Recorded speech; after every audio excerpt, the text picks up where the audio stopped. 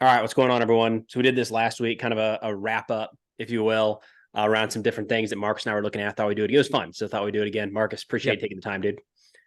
Um, Thank you for having me. Let's do yeah. this. So I want to get your thoughts on IDF put out a bunch of footage this week of around the hospital. That's been the big thing. Like, there's operations all over the city, but they've been putting out footage around the hospital, underneath the hospital, things like that. So my question to you is: is there anything Israel can put out that will be like convincing enough to where people will say, ah, Okay. So this is like the meat and potatoes of what's happening. Like this is the climax. Everyone's like, what is this hospital all about? Now, what's interesting about this, I'm not going to dance around the question. Israel is reading the comments. They know what people are saying. And so when they are starting to reveal the evidence of the hospital, and if I'm going to be honest with you, this is my opinion, the evidence was rather weak at the start. But what I found interesting, again, like this is how I know Israel is conscious of what everyone's saying. They were kind of joking about the evidence. They're like, "We're gonna do this in one take. I didn't put the backpack there. You guys can see it on the camera. The backpack's there behind an MRI machine." So I think Israel did say it's gonna take 2 weeks to uncover all of the evidence. The most that I've seen so far is, again, I think you're probably everyone's seeing the same thing, just a lineup of small arms, bug out bags, granadas, and then we're starting to see some of the tunnel. Now, what is enough? I'm gonna give it back to you. What dude, do you think is enough? Because Israel said there's tunnels, there's a tunnel there. Israel says there's small arms there. well, but What do you also think? like, yeah, it's been interesting. It seems like the goalposts have shifted just a little bit. Yes. And I do think part of that's on Israel because this was presented right out the gate. They threw out that CGI mapping of what it looked like underneath.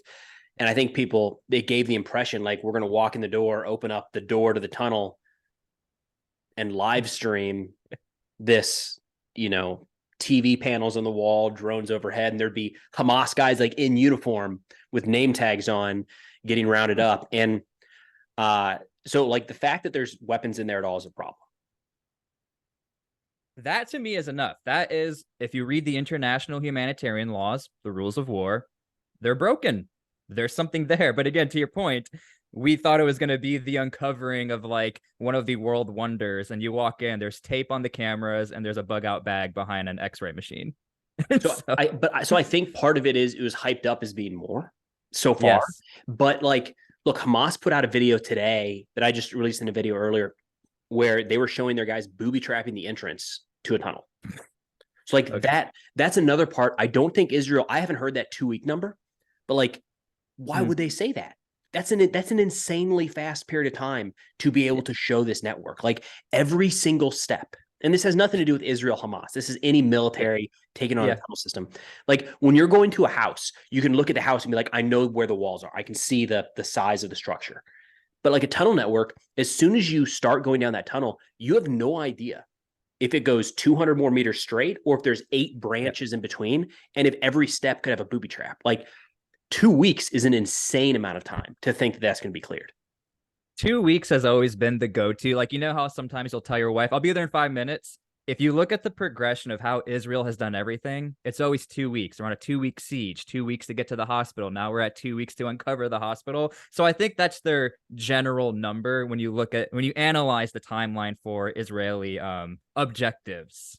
That's what If I'm seeing. if I'm in their shoes, I wonder how long before they just say, screw it, whatever. You guys wanted proof every time we put something forward. Now they've, to counter that, they put forward some dumb things. That calendar, like nobody vetted before it came out. Like, what's that about? Like you can't do that. And it wasn't Yeah. just Israel. CNN had a reporter go in and say the same thing. Like, come on, you got to do better. Um, so Yeah. people point to some of these things and say, well, that was wrong. Therefore, everything else is wrong. And Yeah. I can understand it, but how long until Israel is just like, whatever, done? We're just going to do what we're going to do. We're not going to try to get people on board at this point. I think we are going to get to that point because the fact that they are acknowledging this during a one take 7 minute film and kind of joking about it, because I don't find this a joking matter. And they're kind of taking it like, you guys, look, this is not our bag, it's their bag. Like you guys said, there's like 9 layers of tunnels. We're about to discover something, and there's a calendar, right?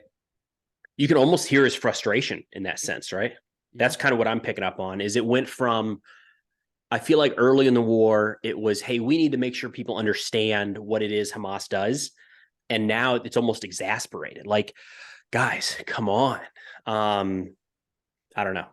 That is the distinction, I think, where the lines are drawn. You know, Hamas is there and they did something bad, and most people can acknowledge it, but it's not that bad. That's where the line is. I actually, in that vein, I feel like it's shifted sentiment, and just tell me what you think here, but it went from people being relatively neutral in a sense to, outraged with what Hamas did. Over time, I feel like that middle ground has shifted towards dislike or hatred of Israel and how they're operating. And at times, I've started to see a lot of people that I think are trying to, at one point, were trying to be relatively neutral, start presenting like Hamas propaganda. They're so far against what Israel's doing. They are spreading Hamas propaganda. Like, this is why you're starting to see, if you look at any polls, Reuters just put out a poll, and we're getting to now a ceasefire type tone. I mean, we can get to the protests that are happening. You have pro-Israeli protest, pro-Palestine protest, and the protests are kind of merging together of, we need to figure this out. I think it's heading in the direction of more of a ceasefire, in my opinion. That's what people are looking for. But real quick, a thank you to the sponsor of today's video, Shields. Now, it is peak deer season here in Tennessee right now, which doesn't really mean anything for me. I got nothing to show for it after a couple sits in the woods. But I guess the good news is that Shields has a wide selection of sporting goods, apparel, equipment. So for anybody like me who might be looking into another hobby next year, Shields is kind of your one-stop shop for anything sporting goods or outdoors related. They offer a wide selection of premium brands and offer price match guarantee, which is, hard to beat. Check out the link in the description below to get started early on your holiday shopping, and thank you again to Shields for sponsoring this video. Do you think those protests are having any impact? The ones in the United States specifically. I feel like we can be more attuned to that. Okay. Well, impact. Did Capitol Police get hurt? Yes. Eyeballs are now on these protests. It's a weird thing because it's why are we at protests right now? Initially, what is the reason for a protest? Is it because Israel is going after a hospital? Is anyone are we protesting because Hamas went after Israel? As far as impact, I think the United States is so set on standing with Israel. I don't know if these protests are initially, they're going to look out the window and be like, we have all these Americans who are mad. I don't think so. I don't think they're that impactful in that sense. Is that what you're asking me? Yeah, because it doesn't feel like you've got the occasional politician, U.S. politician, that comes out overtly in support of the Palestinians. But listen, it is what? I mean, I don't know the exact number, but compared to the number that are overtly in support of everything Israel's doing, it's nothing. And it doesn't look like anything has even shifted the slightest, outside of occasionally you'll get a statement like, we hope Israel doesn't kill very many civilians, and we ask them to be careful, but policy's not being touched yet. It's because there's that one factor, October 7th. And I think both sides agree, what Hamas did was bad, but then you have people well, let's talk about what happened before that. Let's talk about what happened beyond that. But that one defining factor of October 7th, if you've seen the footage of hang gliders and all that stuff, we know what happened. That, I think, is what's holding back, because let's be honest, the United States would be extremely hypocritical if we're like, Israel, you can't do it, you got to stop. Let us remember we did at the beginning of our conflicts, 2003 and 2001, Iraq, Afghanistan. That's my opinion on that. There's a poll I talked to in a video today. I've been doing these YouTube polls because I think it's fascinating just to see where people stand on it. And there's some interesting points people bring up with that. I've had some feedback of, well, it's English speaking, it tends to be more showing Israel's point of view than the Palestinians. So in turn, you're going to have more pro-Israel. But I heard one I really liked. Maybe I'm just feeding into it because I like the idea of this. But somebody said people who vote in that poll that watch this type of content are more attuned to what's going on. So they're more aware. Now, aware doesn't always mean that you have all the right answers. Of course, none of us do. But anyways, I ran another poll recently and talked about it in a video today. but there was one of these statements that I thought was worth bringing up. Here we go. So this was a poll, 1,000 Americans that they polled Okay. in just a couple days ago, or mid-November. Who do you have more, or let's see. Yeah, who do you have more sympathy for in the war? 24% Israeli people, 8 for the Palestinian people, 48% for both, 21% for Okay. neither. So That 21% is just like, that's wild. there was 30% of the people they surveyed said that they aren't following the war at all. So I'm glad they Sure. gave them an out, which that about tracks. But anyways, my takeaway there is this says 8% of people are mostly sympathetic with the Palestinians. I feel like that doesn't translate to what we're seeing in the news. I feel like most of what we're seeing in the news is that there's so much more support or sympathy for the Palestinians.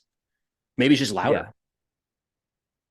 I think we all have the human reaction. Sometimes even like you'll hear veterans talk about like they feel bad about what they did, but that was the enemy. It's either you or me.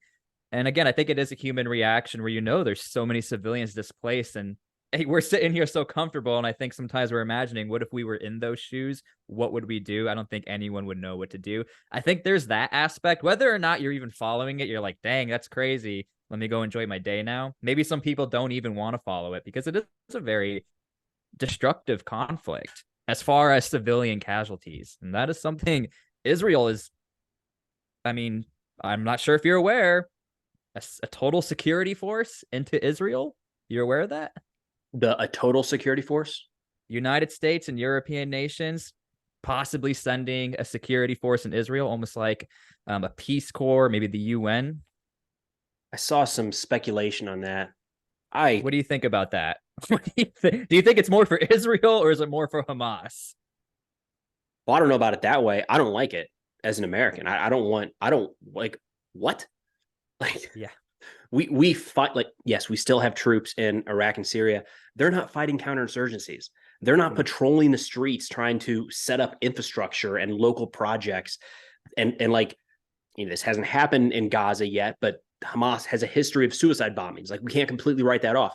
I don't want to put our troops back in the middle of that. Like, Yeah. it's weird because it's an important conflict and the spill over to the international community is significant, but like, I don't know if it justifies, as of today, putting American troops in. They're going to become targets. Like, be realistic.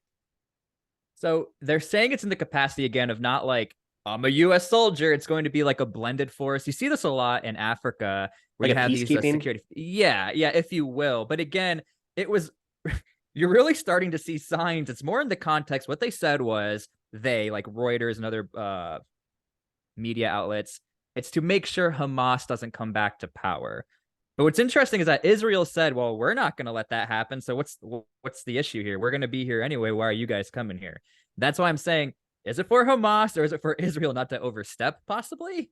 Yeah, something else I mentioned recently was just how many of these Iranian-backed groups, especially, are it's not Israel that they dislike. They're pointing the finger at the United States, and the Hezbollah brigades today said not just the U.S. but also France and England. So like, if the United States and whoever else is on the ground in Gaza, like, I wonder how many Palestinians view the United States as a neutral arbiter right now. My guess is Let's it's not say that you many. live in well, let's say, okay, I live in Chicago. There's some gang violence out there. China's going to send a garrison out there to help protect you guys. You would be like, why? I think that's maybe how they're seeing it. But as we know, Hezbollah, first off, France can never catch a break. Everyone's just going after France. But like, I think that's how they're seeing it. What does the West have to do with any of this? The United States is controlling this. And if we're also being honest with ourselves, I think the United States has taken the brunt of the attacks outside of Israel. I mean, what is it? We're up to like 50 now between Iraq and Syria of drone strikes, mortar strikes. We're talking like real injuries here too. Yeah, but like, it's not like France or England have that many bases across the Middle East. Like, we're the ones with targets in the Middle East. Exactly. And yeah, let's be honest, it is United States. And United States is like calling the shots also. It seems like Anthony Blinken has come out and been like, you need to do more Israel before the 4-hour pauses. You have the 4-hour pauses. Israel said again in 2 to 3 weeks, a couple days ago, that it looks like that there's going to be a lot of outside pressure where we might have to cease fire. Now all of a sudden we're talking about a peacekeeping security force. Maybe this That is what the seems ceasefire. Yeah. that seems far down the road, man. I just Okay. like all of South Gaza hasn't really had a military incursion yet for the most part. Right. Israel just started dropping leaflets over some towns down there saying to evacuate, which is going to raise a lot of other questions of like, Where do they go, Preston? yeah, In they're South running out of Gaza. space. They're Okay, so still, but go ahead. What are we doing here? they're What are we still, doing? they're still, if you want to be technical, like there's still space, but Okay. it's like down by the Rafah crossing by Egypt, but as in like technically speaking, there's a place they could go, but you know, you're running Are out, you're you running out of room here. I have this feeling it's almost like northern Gaza's clear, south go to north, north go to like is that are you getting that at all or no? Do you think they're just gonna find a little spot in the No. corner? I don't know. I don't know what the end state looks like. And that's one of the arguments that people are presenting against Israel right now is Yeah. you're just clearing everybody out. And it's a line to walk because on the one hand, I have said before, like, good, the civilians are not in Gaza City right now. That's good because it's the middle of a war. But the other side of that is they had to leave their homes. And are they ever going to be able to go back? Um, I don't know. I'd So rather what them do be alive than anything else. But after the hospital, do we go to the south? Like what constitute mission complete? Like what is that? What do you think that looks like? When do we start to head to the south? that's And a good by we, question. obviously, we're talking Israeli Defense Forces. I don't know. They just started to set that stage with the leaflets. Which kind of had to see that coming at some point. Especially there was been a lot of talk that the hostages are no longer in Gaza City, that they were evacuated out of there before the ground offensive kicked off. Mm-hmm. And there haven't been. There was one Israeli soldier rescued early, like 2 weeks ago, but there's like strangely little information about that, like at all. Yeah. So I'm not exactly sure the details of that one, but there haven't been any hostages that they've come across and been able to rescue alive at this point. So that's still a Alive. major That's the consideration. point. Yeah.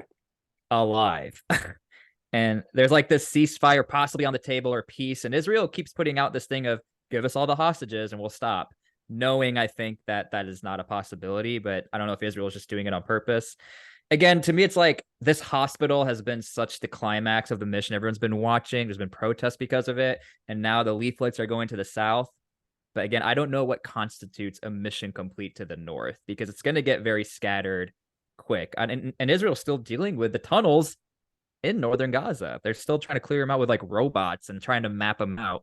And it doesn't look like they're like going in there all the way. That would be again a one-way mission. Something that I feel like isn't brought up enough and still should be thrown out there from time to time is that Hamas has the ability to probably stop this if their leaders were to surrender and they were to hand over the hostages. We just They don't could. talk about that. Yeah. They could do that today.